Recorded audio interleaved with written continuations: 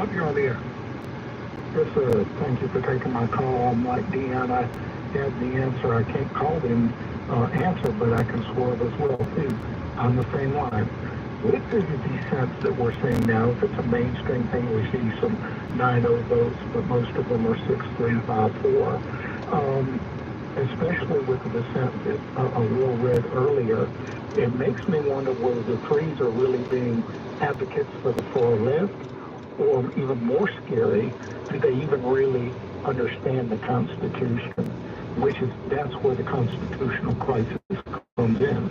Because it was ridiculous what she said. It is ridiculous, and it does feel very performative, very showy, and that's very unlike the Supreme Court of the United States in a broader historical standpoint. I'll say that in a last 50 years, in our lifetime, until this kind of lineup of court, they've been pretty reserved. You didn't know a lot about there was almost a mystique behind the justices. Sure, they took very strong opinions, whether it was Scalia or whoever. You knew where they probably stood on a lot of issues.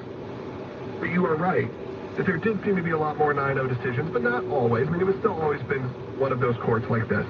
But the rhetoric of them having to go back and forth through the paper is so bizarre. But also because Justice Jackson decided to make this an apocalyptic sounding moment. And I can't help but feel like those are like career moves. Those are decisions that you're doing if you wanted a good book deal or you wanted a good, I don't understand how that applies to being a Supreme Court justice. You go out and vehemently say you disagree with it and that you hope, another case can get filed, things can change. We've seen things overturned over the years. It's not like this is the end of the road and the end of the world for democracy, though they do make you feel that way each and every time. That's right. Even Justice Sotomayor's dissent was trying to make it more about the merits of the case and was saying things like, there are times when it's definitely clear that an overbroad injunction is not the way that it should go. She said there may be good reasons not to issue universal injunctions in the typical case, but then she's saying the one before us, the underlying case, isn't a typical case. So even her dissent, while fully a dissent, was making it more about the case, not about the outcome, about what actually was before them. Because remember, this wasn't about the executive order. This case was about the injunctions. So the many on the left of the court were trying to mix the two, able to get beyond the injunction issue, to get really into the merits of the case. But that's why I think Justice Jackson's felt so out of left field on this, is that it was just bizarre that this literally, she says, it will surely hasten, the court's opinion here will surely hasten the downfall of our governing institutions, enabling our collective demise. She's saying this is the end of the republic. This will hasten it.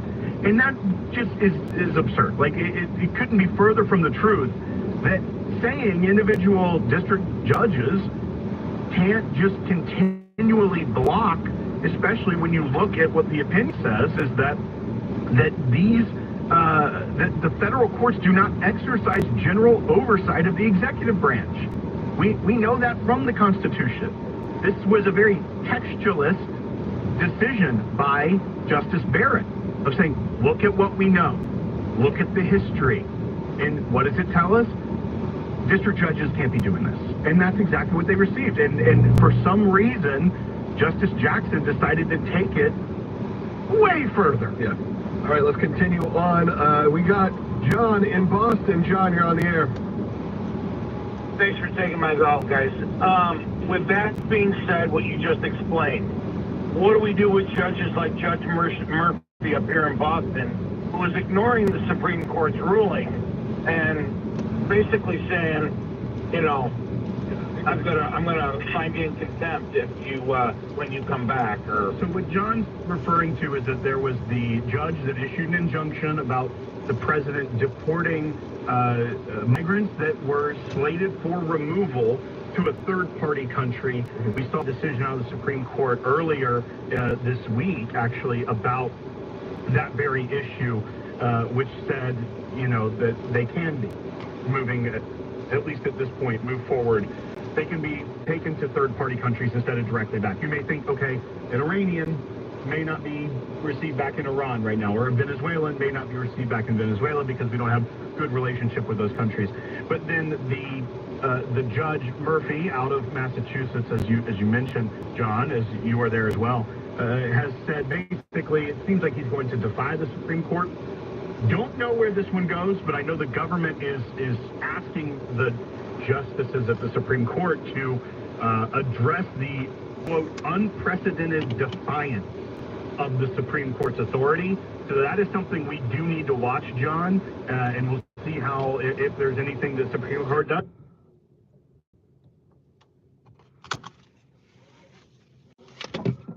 Let's go to Wes first. Wes, you're on the air. Yes. How come the illegal aid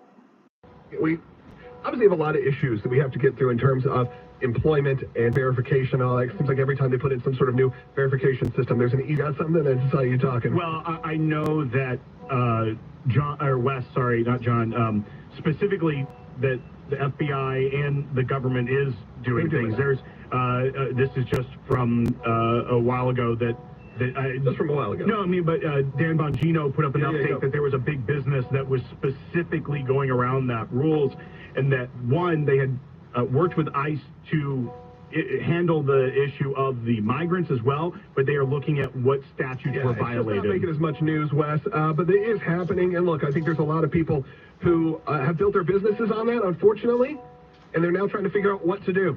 That's why you even saw some relief happen for the hospitality industry. Okay, they're trying to figure out how they're going to keep functioning. Not saying that's right. I'm just saying that's the facts. Let's go to David very quickly in Tennessee. David, go ahead. Last call of the day. Thank you for taking my call. Where does birthright citizenship stand as it is now? Trump says they have to be a citizen or under the jurisdiction. Hey, David, I'm going to cut you off because we got 1 minute left. Here's the real quick answer on that. It will have to return to the Supreme Court, that executive order, because the case is still ongoing. So the individual that, or a group of individuals, because there were several different cases that got consolidated, they still have the injunction. So they still have this in place where they can fight. So you got to start over. They have to go through the court to try and see where the disposition of the merits of that happens.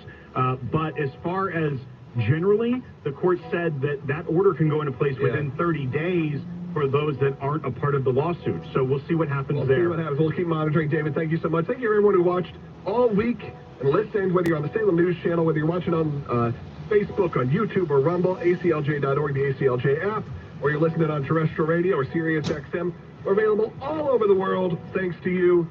We're going to put up great content also over the weekend.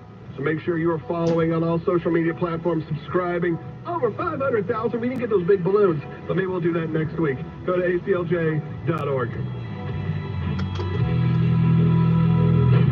The preceding program was pre-recorded at an earlier time, was not live, and therefore the hosts were not able to take your phone calls on the air. We call it the Bible Bus. Get on or off anytime you want as we travel through the Bible. This expression here, born of God, is very, very important. It hasn't anything to do with the fact that you have joined a church, and I hope you have if you were born of God, and it hasn't anything to do with the ceremony, and it doesn't mean that you follow a ritual, but the important thing is, are you born of God? And if you've been born again, and you're born...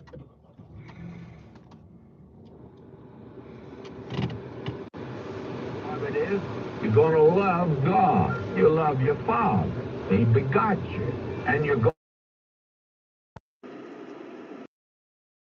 brothers and sisters. Get more solid Bible teaching at Through the Bible. ttb.org. 770 KAAM, Garland, Dallas, Fort Worth. The views expressed on the following program are designed to amplify those of the speaker and are not necessarily those of KAAM, Casting, or its sponsors. Welcome to the National Crawford Roundtable Podcast, a view of culture, current events, and politics through a biblical lens. Brought to you by Preborn, saving babies and souls. Join us in the fight to save babies from abortion. Your gift provides a free ultrasound for a mother in need. 80% of the time, she will choose life. Visit CrawfordMediaGroup.net and click on the Preborn logo to donate to save babies now. And by SunPower LED light therapy devices. Bring light to your pain. Visit CrawfordMediaGroup.net and click on the SunPower LED logo to get out of pain and improve your overall wellness. And now, here are your hosts, Neil Boron, Bob Duco, and John Rush. Back from another week of the National Crawford Roundtable Podcast with all of the guys, John, Neil, myself, Bob. Guys, how are you? Great. Great, Bob. Thank you. Good. Well, it's always great talking with you. And, okay, well, the big news, obviously, everybody's talking about is the situation in Iran. So, President Trump, as you know, on Saturday launched some bunker-busting missiles into the Fordo facility. There's also two other facilities that were hit, but the most important one is the Fordo facility, and the reason that's so critical is because it's buried about 260 feet underground in the mountains of Iraq, and nobody in the world actually has the capability to go down that deep into the ground and destroy something. Well, we do. We've got these 30,000-pound bunker-busting missiles that are able to hit the ground. They don't explode on impact. They burrow down into the ground, and they set off explosions deep underground. And so President Trump says that this is an amazing success. We're now seeing a lot of reports in the media that are saying, well, I don't know, was it really? We have this intel report from the Defense Department saying this may have only set things back a few months, but we don't really know if that's accurate. So we'll talk about all of that. But first, in a general sense, let's talk about whether this was the right thing for President Trump to do. And as I've been saying, and I said this on my show here in Detroit, I think this was absolutely necessary for Donald Trump to do because I think that the risk of inaction was way worse. You had a nuclear expert whose expertise is specifically in the area of Iran and nuclear weapons, and he estimated that Iran was within a month away from developing nuclear weapons, that they're that close they could develop them anytime. And we got to remember, Iran is not like any other country with nuclear weapons, okay? Because Pakistan, North Korea, China, Russia, India, these countries, they don't want mutually assured destruction. They don't want Armageddon. They don't want a nuclear holocaust. But the mullahs in Iran do, because of this Shia Islam that they practice, where they're waiting on this 12th Imam, the Mahdi, to return, and Armageddon and taking out the greater Satan and the lesser Satan is a way to usher that in. So for them, a nuclear weapon is something that they would in fact use. And if Trump did not take action, and then 6 months from now, a nuclear weapon went off in Israel or in the United States, and people died from this, everybody would be going, Donald Trump, you had a chance to try to take out their nuclear facilities in Fordo, and you didn't do it. You didn't take action, and now look what happened. So I know Trump doesn't like getting involved in military conflicts in other countries, but I think he had to make a very tough decision about which is the lesser of the evils, action or inaction. And he saw inaction as the most dangerous of the two evils, and I tend to agree with him from my armchair quarterback position. So let's kind of go around the table and see what you guys think. First of all, John, right thing to do, wrong thing to do? What's your take? No, right thing to do. I predicted last week that if we were going to do it, needed to get it done quickly. I was off by, honestly, on my show, one day was all. I thought they'd do it by Friday. He did it Saturday instead. Or you could say, Friday night, midnight, whatever. Bottom line is, by the end of the week, he did what I think he needed to do. And for all the reasons that you just said, Bob, and no, for all of the warmongers that are out there, Donald Trump is not one of those. I've had so many arguments on air this past week from the, hardcore libertarian, let's never strike out. We only need to worry about what happens on our soil. I mean, some of those guys, by the way, just as a side note, are completely nuts. I have no other thing to call them other than they're not looking at things correctly when it comes to how you handle things around the world. Wait till a dirty bomb goes off on our soil. Yeah, thank you. I think it's very, very naive to think that all we need to do is protect our own borders and not worry about other things that are happening in other parts of the world that would in fact then affect our borders. I think given where things have gotten from, World War II to now, I think you're very naive in thinking that you can just stay out of every single conflict around the world and we just worry about what happens here on our soil. Cut our defense budget, back by, some of these people would love it cut by probably 2/3, Bob, when it's all said and done. The reality is, it's unreal. It's not going to happen. Proof's in the pudding here of late. Those bunker buster bombs that only we have the capacity to not only make, but then deliver as well. The delivery system is second to none. I mean, we've got the ability to put those things anywhere in the world. And if there's anything else, Bob, that I think came out of what happened over the weekend, is not just the fact that whether we slowed down Iran for months or years, that'll come out. I believe it's years, by the way. I think you can see some of the images, and we'll talk about some of that, I'm guessing, today as well. But I think it's longer than what the media right now is talking about, this leak that came out. But you talk about the things that we did on Saturday, showing the rest of the world. You screw around with us and you're going to find out exactly how big Uncle Sam actually is when it's all said and done, because we can do things no other country on planet Earth can do. That's right. And by the way, to the point you're making there, you don't think Xi Jinping and Vladimir Putin and others, and for that matter Kim Jong-un, you don't think they're thinking to themselves right now, oh, wait a minute, Donald Trump does not bluff? I mean, this is about as big as and that country has more power than what we've ever thought of having. Yeah, we've got nuclear capabilities, but we don't have what they have to do things on a strategic basis because they just don't possess it. They don't. I was reading something the other day, guys, even on just the B-2 bomber, and while it could be replicated in other countries, it can't be manufactured in the exact same way we do it, from the engines to the skin to how we do rivetless technology to put it together to make it more unseen by radar. On and on we go, guys. We have technology here no other country has, period. That's right, and they are taking note of this, that, wow, look what the United States was able to carry out without even having a bullet fired at their planes. Look what they were able to carry out with this kind of precision, and look at their willingness to do something like this under Donald Trump. Yep. The guy's not a bluffer. So I think it's a powerful message. It's not. There are two birds killed with one stone. One, the direct hit on the nuclear facilities, but number two, the message sent around the world, which is to our enemies, I wouldn't mess with America, at least under FAFO.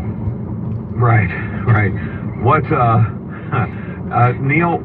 What's your take on this? First of all, in a general sense, was this the right thing for Trump to do? Yeah, let me comment on that in just a minute, but I want to start by saying thanks to our sponsors, because I'm looking at the clock here, and I want to make sure that we talk about the people that make this possible. Absolutely. Hannah is a young woman who has used light therapy from SunPower LED to relieve migraines that she's experienced over the years that she's had in her head. Other people dealing with things like tinnitus and dizziness, vision problems, etc. The reason I'm bringing this up is because when we've talked about SunPower LED in the past, it's been about things like arthritis and joint pain and wound recovery, etc. But people are having some incredible results, even dealing with some of the behavioral issues related to autism, etc.